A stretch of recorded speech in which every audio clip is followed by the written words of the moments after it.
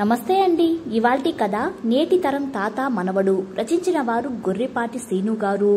6వ తరగతి చదువుతున్న చందు తన తాతయ్య చలపతిరావుకి ఫోన్ చేస్తున్న సందర్భం. తాతయ్య బాగున్నావా? మనవడా బాగున్నాన్రా, నువ్వెలా ఉన్నావు?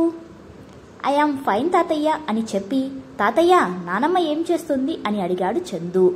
నాయనమ్మ తోటలో ఉందిరా, తనెప్పుడూ మొక్కల సంరక్షణలో ఉంటుంది, తెలిసిన సంగతే కదా. ఉదయం తను పెంచుకున్న గులాబీ మొక్క కొత్తగా మొగ్గ తొడిగిందట. సంబరంగా నన్ను అక్కడికి తీసుకువెళ్లి చూపించింది. వావ్, అలాగా? అయినా నానమ్మ చేతిలో ఏ మొక్క అయినా ఆనందంగా అందంగా పెరుగుతుంది.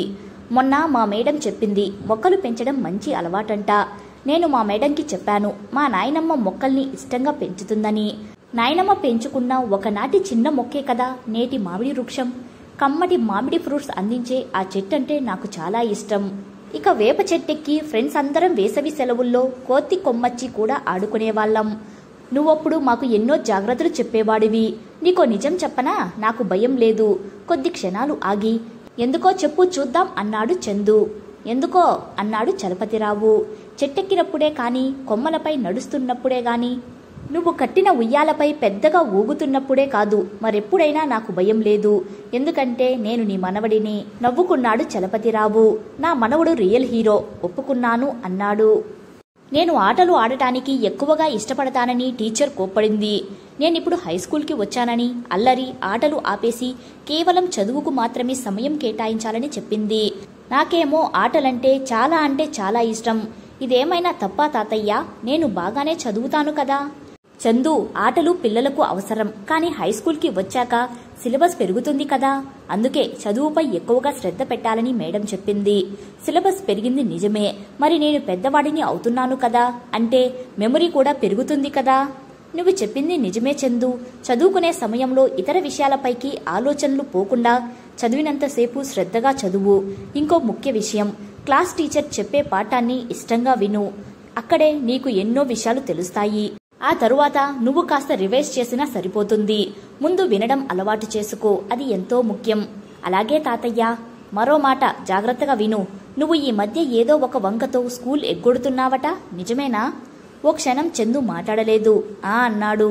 స్కూల్కి రెగ్యులర్గా వెళ్ళాలి, అప్పుడే సిలబస్ మిస్ అవ్వకుండా ఉంటావు.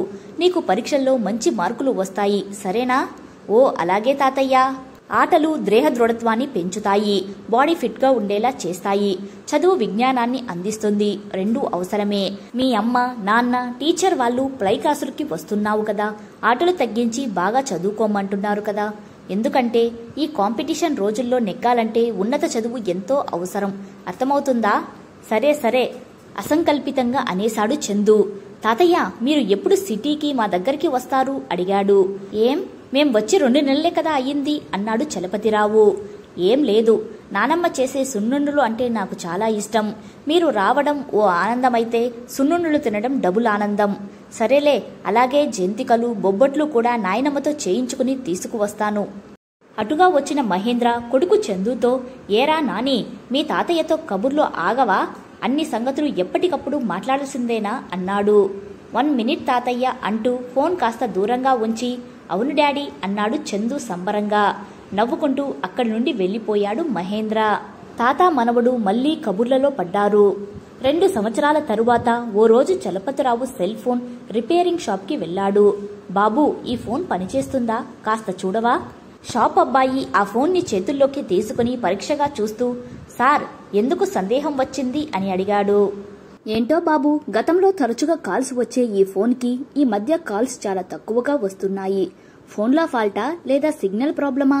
అర్థం కావడం లేదు అన్నాడు చలపతిరావు. సార్, అంతా ఓకే, ఫోన్లో కానీ సిగ్నల్ రిసీవింగ్లో కానీ ఎటువంటి సమస్య లేదు అని చెప్పి ఫోన్ తిరిగిచ్చేశాడు షాప్ అబ్బాయి. చలపతిరావు మనవడికి కాల్ చేశాడు. అవతల నుండి కోడలి సమాధానం, మామయ్య, చందు కంప్యూటర్పై ఉన్నాడు, ఆన్లైన్ క్లాస్ వింటున్నాడు. కరోనా కష్టకాలం తర్వాత వీళ్ల చదువులన్నీ కంప్యూటర్ పైనే ఎక్కువయ్యాయి. ఎప్పుడైనా సమయం దొరికితే వీడియో గేములు కూడా దానిపైనే. మీరు చెబితే నమ్మరు కానీ అన్నం తింటూ కూడా వీడియో గేమ్స్ ఆడుతున్నాడు. వీణ్ణెలా మార్చాలో అర్థం కావడం లేదు అని వాపోతున్న కోడలి మాటలు వింటున్నాడు. అంటే ఇదివరకు నా కొడుకు కోడలు తాతయ్యతో మాట్లాడమని మాత్రమే చందుకి స్మార్ట్ ఫోన్ ఇచ్చేవాళ్ళన్నమాట. మరి నేడు ఆన్లైన్ క్లాసుల పుణ్యమాని పిల్లలు వెంటబడి పెద్దవాళ్లు నిరంతరం కంప్యూటర్లు స్మార్ట్ ఫోన్లు ఇస్తున్నారు. హతవిధి తనలో తానే అనుకుంటున్నాడు చలపతిరావు. ఈ మధ్య భర్త ఎందుకు అలా నిస్సత్తువుగా ఉంటున్నాడో అర్థం అవడం లేదు చలపతిరావు గారి భార్య జానకమ్మకి. జరుగుతున్న వైనాన్ని చిరునవ్వుతో వీక్షిస్తున్నారు కలియుగ ప్రత్యక్ష దైవం శ్రీ వెంకటేశ్వర స్వామి. కథ నచ్చితే లైక్ చేయండి. ఇలాంటి మరిన్ని వీడియోస్ కోసం మన ఛానల్ ని సబ్స్క్రైబ్ చేసుకోండి. మరో మంచి కథతో మళ్ళీ కలుద్దాం. Thank you.